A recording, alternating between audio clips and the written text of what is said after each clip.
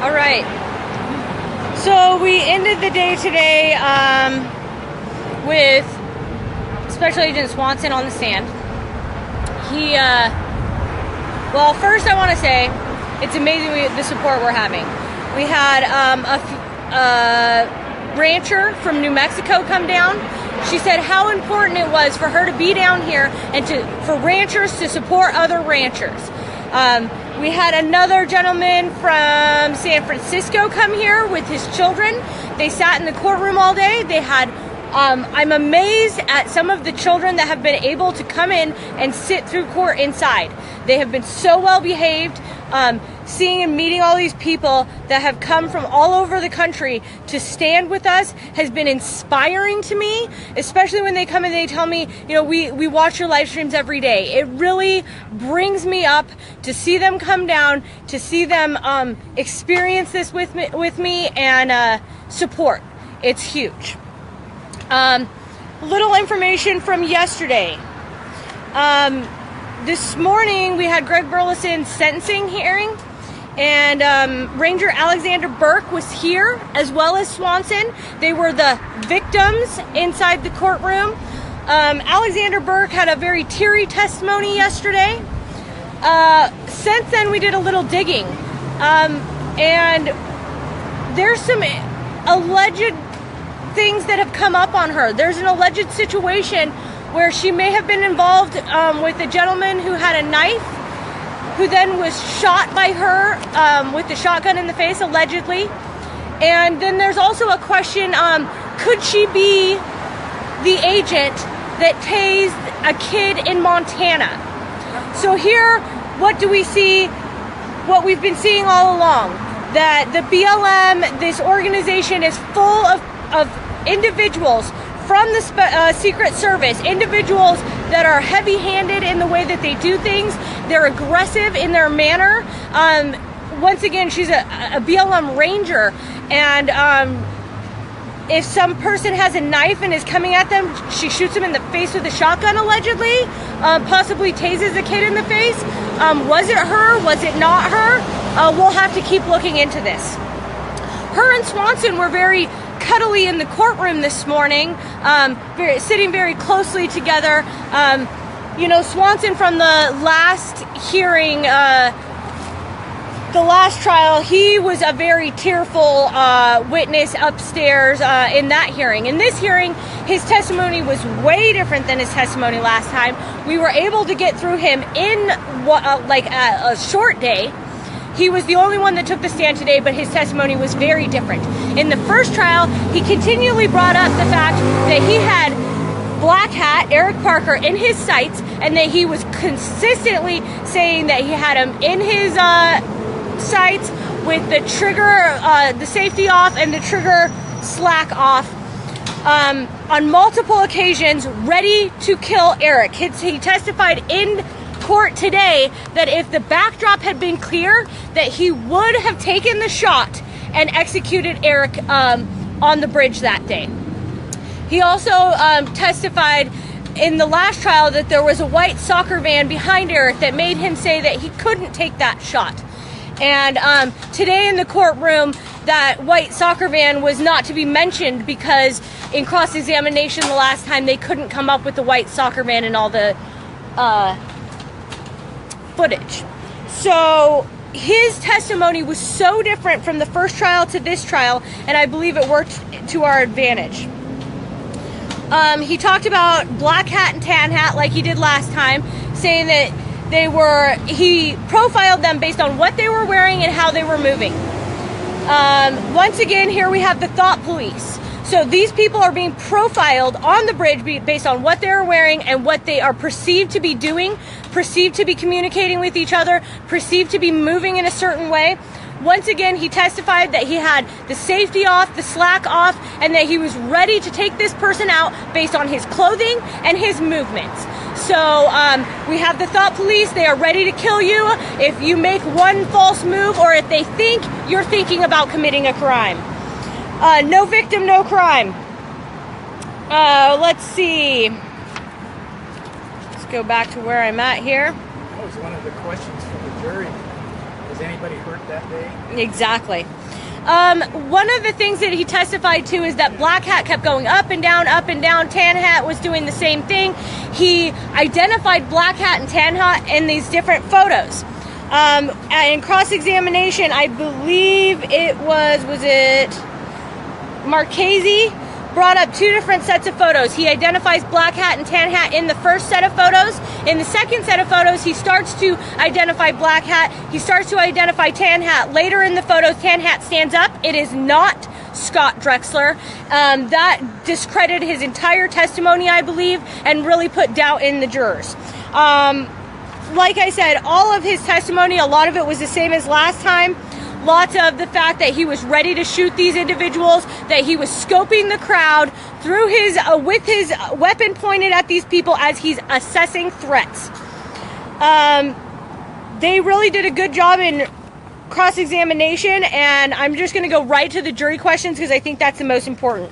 So, mind you, we are in the second week of trial, and we are already at jury question number 66. These jury questions are our only saving grace here. They ask the questions we're not allowed to ask in the courtroom. I do want to bring up also, here's another huge thing. In cross-examination, Marchese or Leventhal tried to bring in body cam footage. In this body cam footage, we know from the last trial, Swanson says it's a shoot first, ask questions later scenario. They would not allow that piece of evidence to be entered. In fact, the only type of body cam evidence they would allow to be entered had to be muted so that you could not hear what these officers were saying.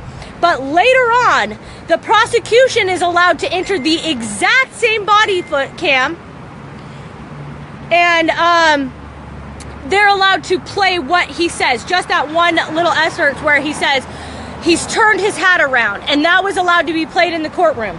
So we definitely have some issues going on inside. They are not playing fair. Rules are different for the defense than they are for the prosecution. They're pushing hard on this. Thank goodness the jury is allowed to ask questions. Okay, so jury question number 66. Black Hat had magazines on his vest. Could you tell if the magazines were for a long gun or for a handgun? He had to answer that he could tell, and they were for a handgun, because they keep trying to say they're basing a lot of this based on what he was wearing, but the magazines weren't even for the rifle. Number 67, question 1. The man you saw an individual pointing a weapon at you, what was your reaction? He said his training kicked in. His first reaction was to shoot. Once again, he is testifying. He's got slack off the trigger. He's got the safety off. And he said right there, as soon as he believed that that person was pointing a weapon at him, he was ready to shoot. Another part 2, how did you control your emotions? He said focusing on work, breathing, and then he starts to try to pre-explain the dark humor you will hear on the body cam footage if we are allowed to get it in. Number 3, when people are yelling at you that you're traitors, what were your thoughts? Here he gets teary up again. He says, you know, I put my life on the line for American citizens, and they are they're now calling me traitors. I started this my service to America early on, and these American citizens are calling me traitors. Well, if you don't want American citizens to call you traitors, don't put American citizens in your scope. Don't go around harassing people over their land rights, erecting First Amendment speech zones, and you won't be called a traitor. Number 68.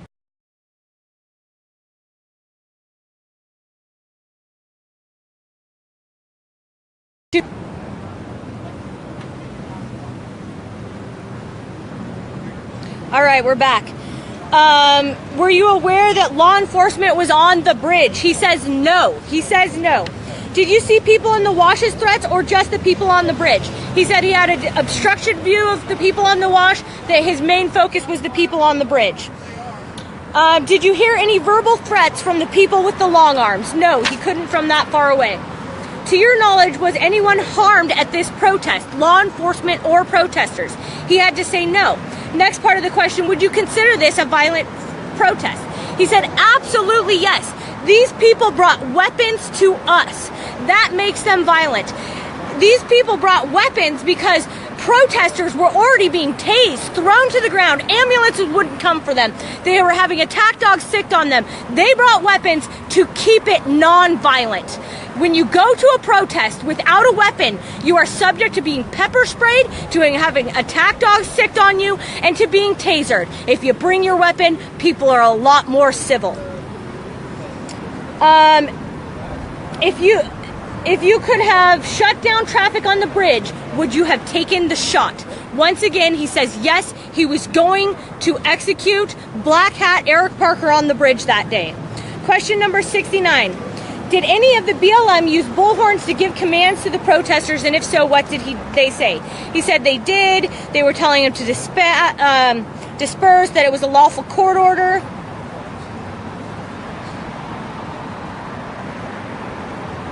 Why is it some of the exhibits are only for the parties and not for the jury? So right here, the jury is seeing that we're trying to get evidence in and we're not being allowed to. And they are already picking up on it. They don't like it. They want to see every time we put something up, just like this body cam footage, and they won't allow it in. They want to see what it is. Jury question number 70. With your scope, could you make out facial features of the people on the bridge? He says yes. The bridge is so far away. He had a 3-time scope, and he says he can make out facial features.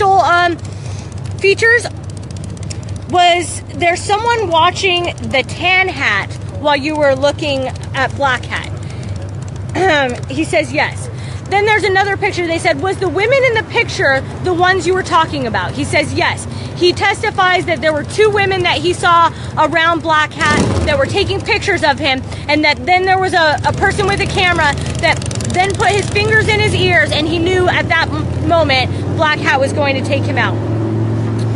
Number 71, he testified that he saw Black Hat pointing his weapon, but then later said he did not find out he pointed his gun until he saw the picture. Can you elaborate? Once again, this Swanson on the stand has gone back and forth so much, the jury and themselves are picking up on it. Now he's saying, well, I saw him point it over the barrier, but I didn't know he was pointing it under the barrier. Were you ever in a situation like this before? No. Do you have any prior training in the role of a sniper? No. Question number 72. You testified that there was radio traffic and that they were marking out threats. Who were they? He says it was people to the truck left of me, even though in what part of his testimony he said he didn't really see those people, only to his peripheral, and then he also said it was the people in the trucks in front of him. When you were target ranging, did you have a spotter? He said yes, people at the other truck. When and how was your weapon sighted and dialed in? He says they do that every 4 months. Question number 73. When you were observing Black Hat, was there a haze or a glare? He said no, it was a clear day and there was no haze or glare. Do you believe you were instructed to remove a threat? So he's asking, when you went out there to search out threats, were you instructed to remove them?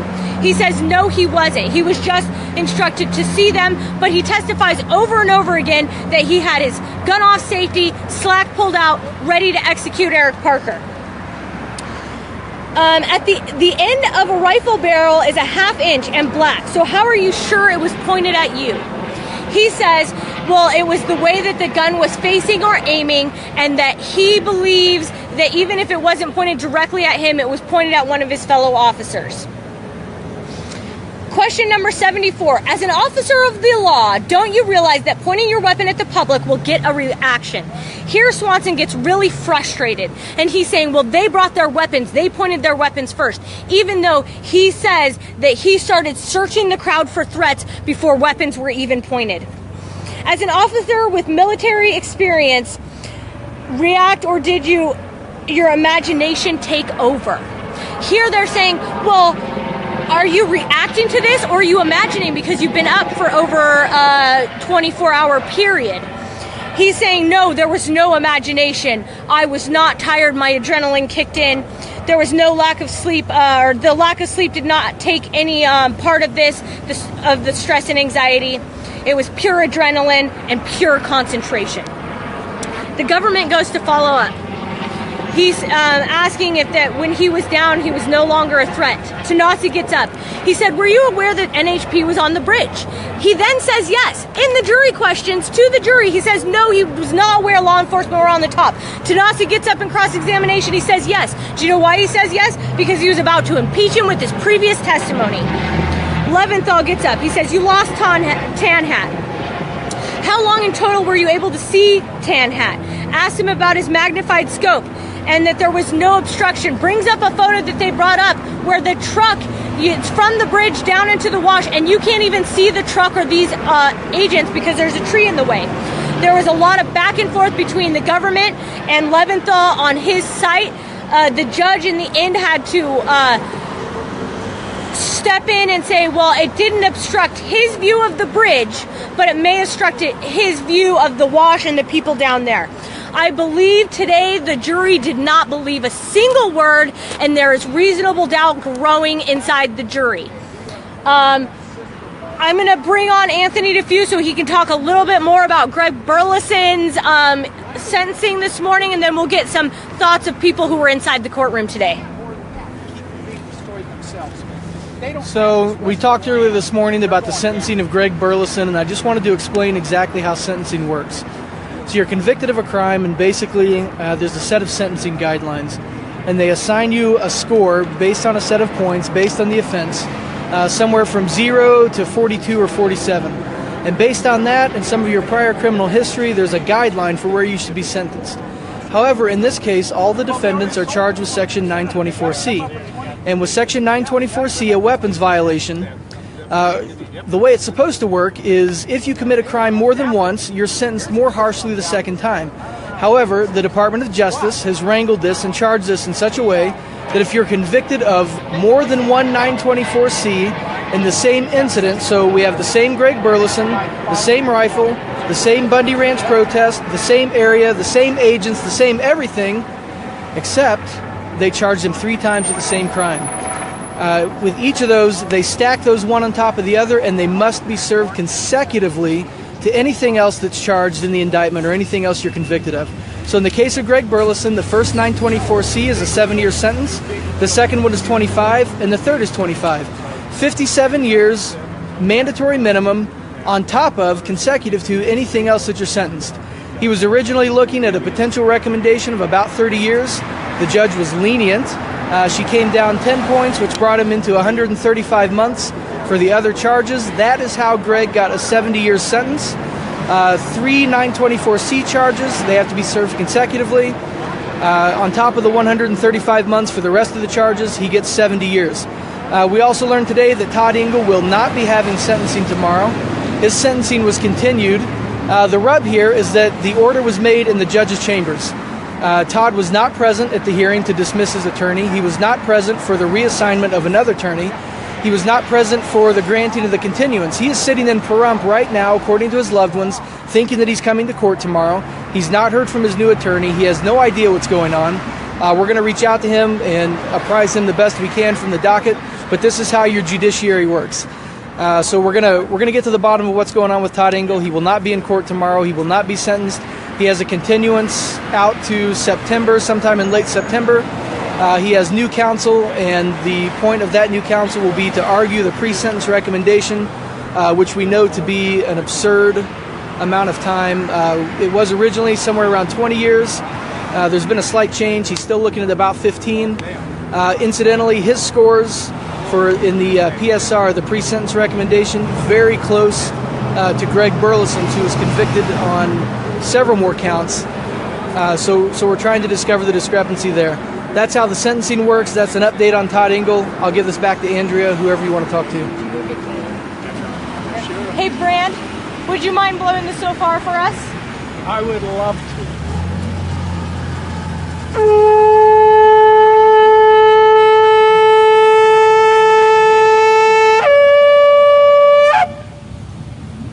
I appreciate it. Is there anything you wanted to say about court today? Well, I think you pretty well summed it up. I was trying to follow what you're saying. The things that most interested me is the definition of a imminent threat. If he even come out and said, if you were dressed in civilian clothing, but you got a firearm on you, In that situation, you are an imminent threat. And in his training, they are to take out the imminent threat. So, and I think that was proven in the point, and I don't know if anybody else caught it, but he had, and correct me if I'm wrong, but he had his safety off, he had his finger on the trigger, taking up the slack, and was scanning the crowd for threats. He could have shot any number of people and been justified. Once again, it's thought crimes. They are profiling you. You don't even have to have your weapon unholstered for you to be a threat in this situation. Exactly. Thank you so much. Thank you. Would you like to go on? Do you have anything you can say today? No, ma'am. All right. Well, I will. Okay. I'll just say that I don't know how to do this. I'm not a talker or whatever, but if anybody can come out from any place, local or New York City or whatever, for a day or 2, 3 or a week or whatever, if you can get out and just, all I am is just a body here. So anyway, I don't know much if that's doing a lot of good, but anyway, it's a body in support of the group here, the Bundys and everybody else that associated with this. Thank you. Absolutely. Those bodies and the support mean amazing things in the courtroom. Here we have Dean Ryan. He is one of the amazing individuals that helped put on the stand event. He was here in the courtroom today. Would you have anything you'd like to say? I'll tell you what, Andrea. It's amazing. You go to Guatemala and you see the way they do courts. This is exactly a kangaroo court, in my opinion. I don't know too much about it, but I couldn't tell if the judge was actually impartial or she was part of the prosecution. So it was very interesting to see, and this thing is crawling with feds because there's a lot at play here for the federal government, from my opinion and the research I've done, to really get Hillary Clinton and Harry Reid what they want from the lands, and they want to sweep the nation of anyone that's living off the grid. So this is a very interesting trial, and the first time here in the court, I just couldn't believe I was in the United States still. This is a total kangaroo court, and to echo what Roger Stone said a week ago is we are waiting for Donald Trump to pardon these guys. Then after we pardon them, everyone here that is going against these guys, their careers need to be a thing of the past, and they need to be part of the janitorial judiciary system and all that. They need to be on the other side of the courtroom. They need to be sweeping the floors, not judging. Does anyone else have something they'd like to say? Do you want to say something? Okay. All right, that's all we've got for today. Guess we'll be back together tomorrow, and we're not sure who will be on. Remember, no victim, no crime. Victims inside the courtroom. Alexander Burke had a very teary testimony yesterday. Since then, we did a little digging. And there's some alleged things that have come up on her. There's an alleged situation where she may have been involved with a gentleman who had a knife, who then was shot by her with the shotgun in the face, allegedly, or other ranchers.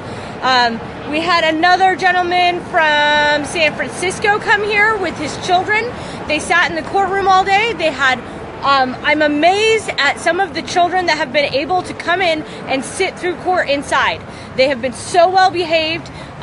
Seeing and meeting all these people that have come from all over the country to stand with us has been inspiring to me, especially when they come and they tell me. And then there's also a question, could she be the agent that tased a kid in Montana? So here, what do we see? What we've been seeing all along, that the BLM, this organization, is full of individuals from the Secret Service, individuals that are heavy-handed in the way that they do things. They're aggressive in their manner. We watch your live streams every day. It really brings me up to see them come down, to see them experience this with me and support. It's huge. Little information from yesterday. This morning we had Greg Burleson's sentencing hearing, and Ranger Alexander Burke was here, as well as Swanson. They were the... All right. So we ended the day today with Special Agent Swanson on the stand. Well, first I want to say, it's amazing the support we're having. We had rancher from New Mexico come down. She said how important it was for her to be down here and for ranchers to support